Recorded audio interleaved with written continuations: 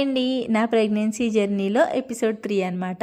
ఇంకా నాకు 7వ నెల వచ్చిన తర్వాత దగ్గు రావడం స్టార్ట్ అయిందని చెప్పాను కదండి.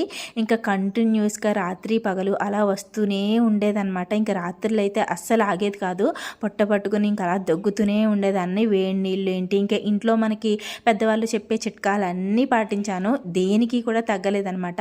అలానే బయట దొరికే మెడికల్ షాప్లో ఏవైనా ట్యాబ్లెట్లు వేసుకోవచ్చా అంటే, ప్రెగ్నెన్సీతో ఉన్నప్పుడు అసలు మెడికల్ షాప్లో ట్యాబ్లెట్లు ఏమీ వాడకూడదండి. డాక్టర్ గారు రాసిచ్చినవే వేసుకోవాలన్నమాట. డాక్టర్ గారి దగ్గరికి వెళ్తే ఫస్ట్ సిరప్ రాశారండి. దానికి తగ్గలేదు అంటే బ్లడ్ టెస్ట్ అది చేశారు, కానీ అసలు దేనికి కూడా ఏ ట్యాబ్లెట్కి కూడా నాకు దగ్గు అనేది తగ్గలేదు. అలా కంటిన్యూస్గా వస్తూనే ఉండేది. ఇంకా కడుపుతో ఉన్నప్పుడు వాళ్ళు వీళ్ళు ఏదో ఒకటి తెస్తూనే ఉంటారు తినమని. ఏది నోట్లో పెట్టుకున్నా దగ్గు వచ్చేస్తుంది అనమాట. నిజంగా తినడానికి కూడా భయం వేసేది, తిండి తినడానికి కూడా.